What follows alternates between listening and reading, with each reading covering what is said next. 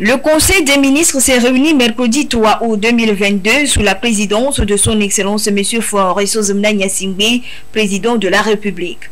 Le Conseil a examiné 3 projets de décret et écouté 4 communications. Au titre des projets de décret, le Conseil a examiné et adopté le projet de décret fixant les modalités d'application de la loi numéro 2013-011 du 7 juin 2013 portant code de la route. Ce texte s'inscrit selon le communiqué dans la dynamique des réformes engagées par le gouvernement dans le secteur des transports en vue d'améliorer la sécurité des usagers de la route. Le Conseil a ensuite examiné et adopté le projet de décret portant mission, composition, organisation et fonctionnement du comité de régulation de l'assurance maladie universelle. Dans le cadre de la mise en œuvre de la feuille de route gouvernementale 2020-2025, plus précisément l'axe 1 relatif au renforcement de l'inclusion et l'harmonie sociale, le gouvernement a adopté la loi instituant l'assurance maladie universelle pour assurer une couverture santé universelle à toutes les couches de la population. Afin de renforcer le cadre de gouvernance de cette assurance, ce présent projet de décret crée un comité de régulation inclusif dont l'objectif sera de donner les orientations nécessaires, garantir l'équilibre financier et contribuer à la pérennité du système national d'assurance maladie. Le Conseil a enfin examiné en première lecture le projet de décret portant institution de redevance pour services rendus par l'Agence nationale de l'aviation civile ANAC. L'étude de ce texte se poursuivra lors d'un prochain Conseil. Au titre des communications, le Conseil a suivi une présentation sur l'écosystème de la cybersécurité du Togo, a ensuite écouté une communication relative aux conditions et modalités d'occupation privative du domaine public et de gestion du domaine privé de l'État. Le Conseil a également écouté une communication relative à l'élaboration du document de la politique nationale de protection sociale. Et pour finir, le Conseil a enfin écouté une communication relative à l'organisation au Togo de la 72e session du Comité régional d'Afrique de l'Organisation mondiale de la santé qui se tiendra du 22 au 26 août prochain.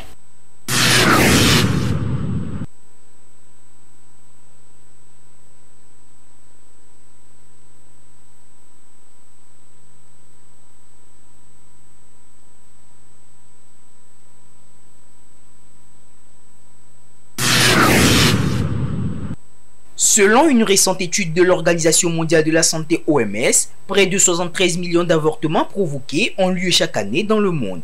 Les estimations mondiales de 2010 à 2014 ont cependant démontré que 45% de l'ensemble des interruptions volontaires de grossesse étaient souvent non sécurisées. Un tiers d'entre elles étaient pratiquées dans les conditions les plus dangereuses, c'est-à-dire par des personnes ne disposant pas de formations adéquates dans ce domaine et ayant souvent recours à des méthodes dangereuses et invasives. Au Togo, comme dans nombreux pays africains, le sujet de l'avortement demeure encore un véritable tabou. Un phénomène considéré comme contraire aux mœurs, mais de plus en plus en hausse selon les études et surtout auprès de la population jeune.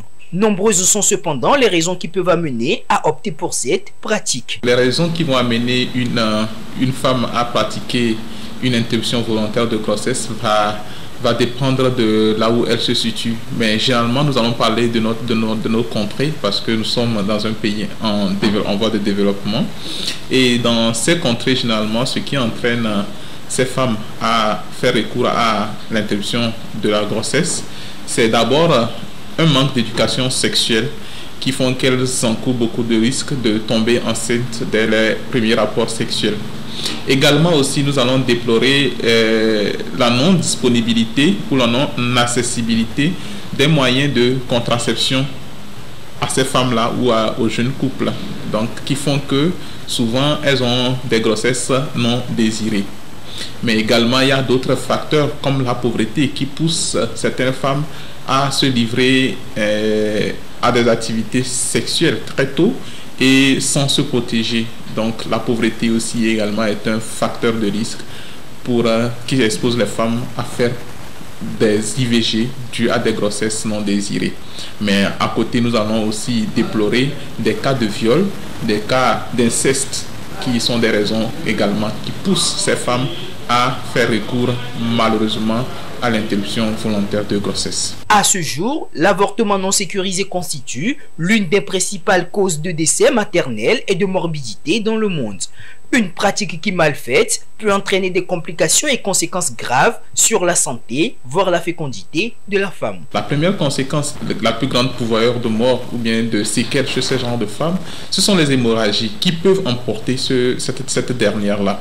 Également, des infections et des septicémies. Quand on parle de septicémie, il faut entendre par là une infection généralisée du corps. Mais également, à côté de cela aussi, nous allons avoir les perforations de l'utérus, les perforations de l'intestin. Cela va entraîner également des péritonites.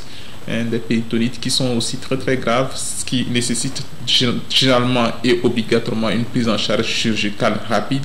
Au cas échéant, la victime va passer au-delà. Et également, il peut s'agir des traumatismes qui vont concerner la vessie et l'urètre. Donc cette femme va devenir incontinente, elle va plus pouvoir garder ses urines, ou si ça concerne le rectum et l'anus, c'est que la personne ne pourra plus bien garder les selles. Et après, c'est des sentiments de tristesse, de culpabilité qui vont survenir.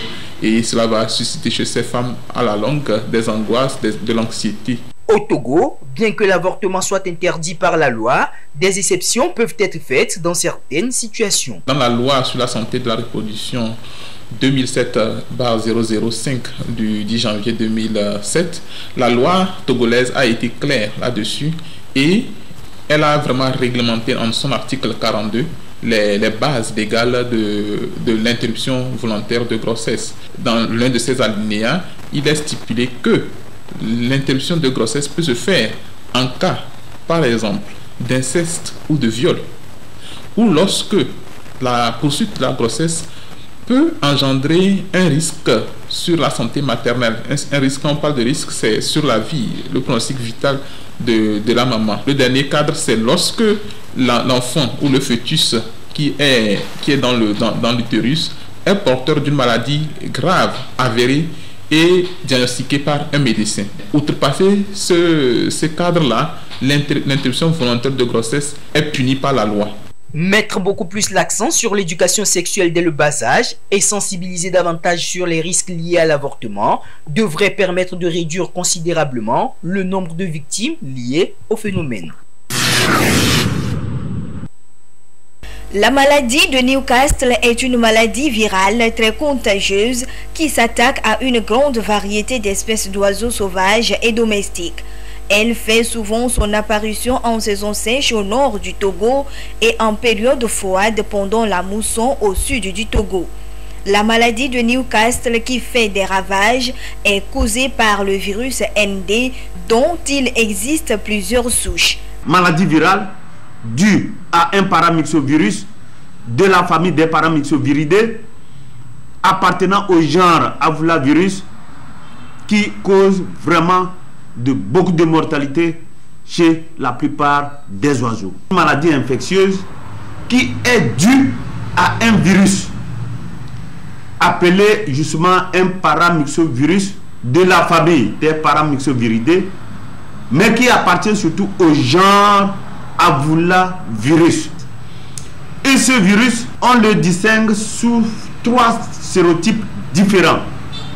Il y a un sérotype lentogène, il y a un sérotype mésogène et un sérotype vélogène. Des troubles digestifs, respiratoires et nerveux, ce sont là quelques signes cliniques de la maladie de Newcastle. À ce jour, il n'existe pas un traitement spécifique. Malheureusement, elle va entraîner une chute de pompe, surtout chez les pondeuses. Il y a aussi une inappétence et une prostration. Mais c'est surtout les troubles digestifs, les troubles respiratoires et les troubles nerveux qui caractérisent cette maladie. Du point de vue troubles digestifs, qu'est-ce qu'on va avoir? Il y aura de la diarrhée. Cette diarrhée qui sera d'abord blanchâtre, va devenir plus ou moins jaunâtre, puis verdâtre. Et cela, comme vous le comprenez, la diarrhée va entraîner une perte hydrique et donc entraîner la mortalité chez la volaille. Après les troubles digestifs, on a aussi les troubles respiratoires. Vous allez avoir les poules qui vont respirer difficilement. Elles vont avoir la bouche ouverte, tout comme pour aspirer de l'air, avec un bec cloué au sol. Les troubles nerveux qui vont entraîner surtout une contraction plus ou moins brève au niveau du cou et des ailes. Mais c'est surtout pour celles qui ne vont pas mourir, qui vont avoir une paralysie du cou, et on va avoir des poules qui font le torticolis. Le seul moyen efficace de prévention de cette maladie est la vaccination régulière. En dehors de la vaccination, il est recommandé aux éleveurs d'adopter des mesures de biosécurité et de déparasiter leurs volailles. Cette vaccination doit se faire le plus tôt possible, suivant un calendrier bien déterminé, qu'on soit en élevage traditionnel ou en élevage moderne ou amélioré. Une volaille morte de la maladie de Newcastle ne devait pas être consommée parce que justement, toute manipulation, toute consommation va participer justement à la propagation du virus et donc rendre vulnérables les autres oiseaux ou les autres poules qui sont saines. Mieux vaut vraiment l'enterrer et justement désinfecter le poulailler pour détruire justement ces virus. En élevage moderne, on conseille toujours de faire un élevage en bande unique. Mais en élevage traditionnel, il est conseillé de veiller aux mesures de biosécurité. Des conseils à mettre en application pour lutter contre la maladie de Newcastle. De plus, les éleveurs sont invités à consulter les vétérinaires au besoin.